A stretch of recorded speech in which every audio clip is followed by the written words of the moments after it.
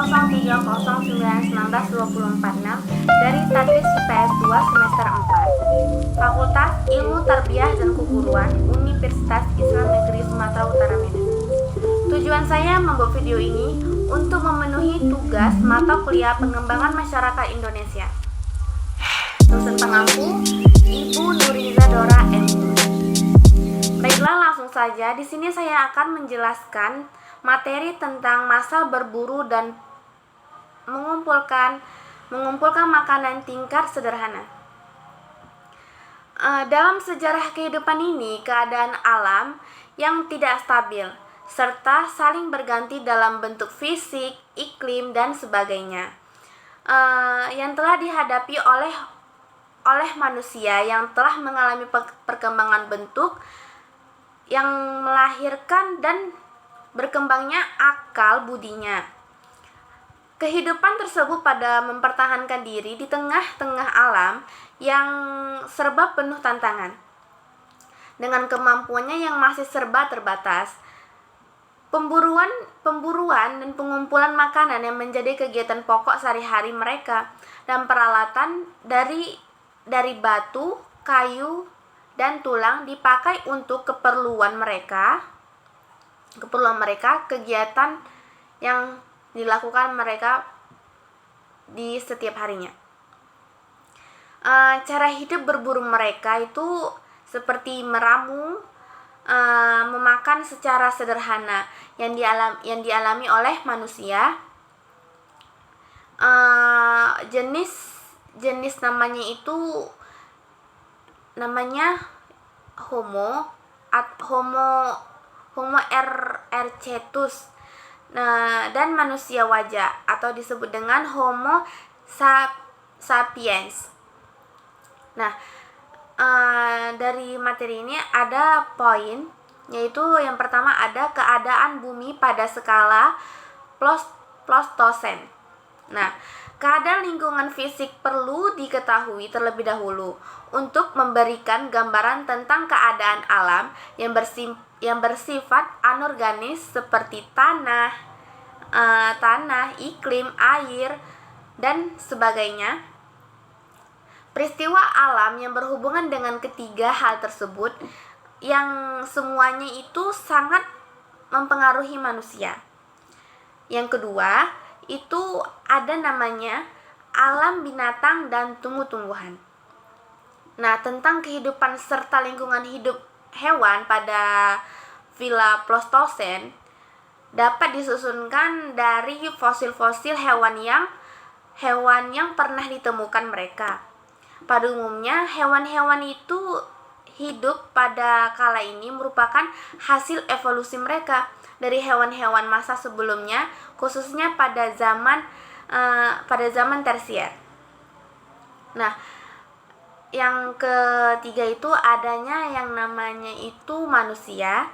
Yang pertama itu penelitian manusia purba. Yang kedua Maganthropus. Yang ketiga itu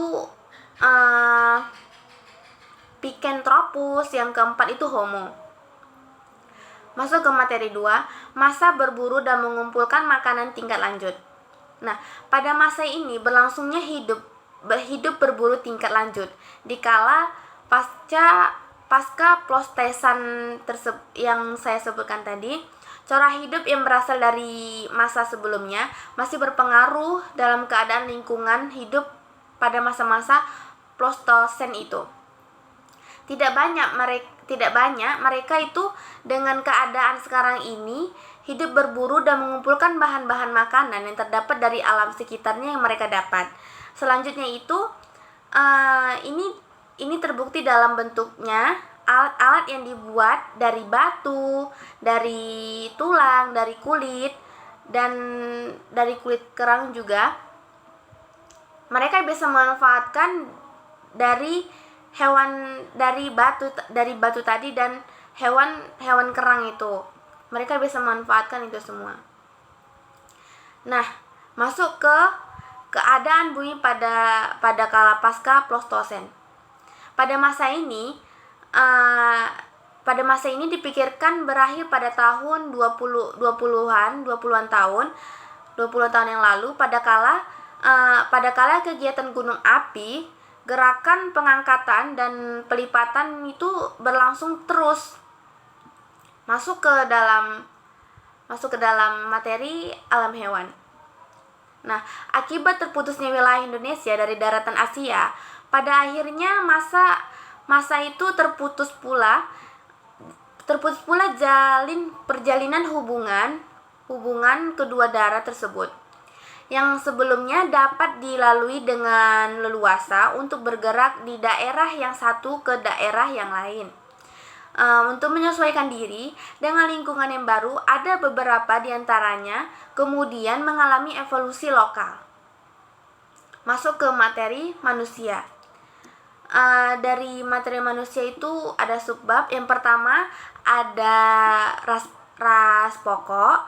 Terus semenjak sekitar 10 tahunan yang lalu, ras manusia itu seperti yang kita kenal sekarang ini sudah mulai ada di Indonesia dan sekitarnya. Yang kedua itu ada yang namanya penduduk. Penduduk dalam rangka pasca Pleistosen tadi, di Indonesia itu dapat dibagi dalam tiga golongan, yaitu rangka dari bukit-bukit Ramis di pantai timur Sumatera Utara, rangka dari gua-gua di Jawa Timur, serta rangka di gua-gua di Sulawesi Selatan dan Nusa Tenggara. Yang materi selanjutnya mengembangkan kemahiran membuat artefak. Nah, pada masa ini berkembangnya 3 tradisi pokok pembuatan alat-alat di Indonesia, yaitu yang pertama serpih bilah. Dan itu yang ada juga yang namanya tradisi alat tulang, dan tradisi kapak genggang Sumatera. Alat dibuat dari kulit kerang, tetapi itu dalam bentuk jumlah yang tidak menonjol. Nah, dari ketiga ini, alat-alat itu ditemukan tidak berdiri sendiri, karena seringkali unsur-unsur itu tercampur dengan salah satu jenis alat yang lebih dominan daripada lainnya. Nah, dari yang tadi saya sebut, yang serpi bilah, alat tulang, kapak genggam Sumatera. Nah, masuk ke materi selanjutnya, masa bercocok tanam. Pada masa bercocok tanam ini lahir melalui proses yang panjang dan tidak mungkin dipisahkan dari usaha manusia prasejarah dalam memenuhi kehidupan pada masa-masa sebelumnya.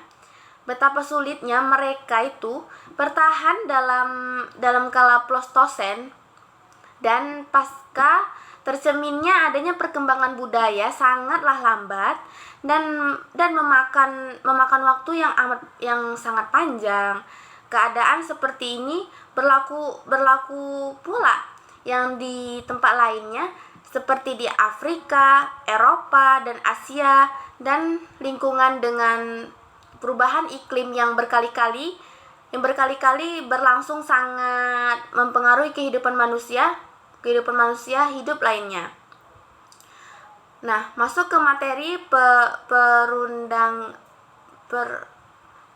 perudagian. Terus pada masa prasejarah ini di Indonesia pada masa logam ini yang disebabkan tidak ditemukan artefak tembaga, sedangkan artefak ini penunggu dan ditemukan bersama oleh konteks sarjon yang biasa disebutkan, yang menyebutkan pada perundagian atau sekelompok atau golongan masyarakat yang mempunyai kepandaian atau keterampilan jenis usaha terbentuk, misalnya pembuatan gerabah, pembuatan kayu atau sampan dimanfaatkan gitu kan, dan batu, pada masa yang ditandai dengan alat-alat yang mereka temukan pada saat itu.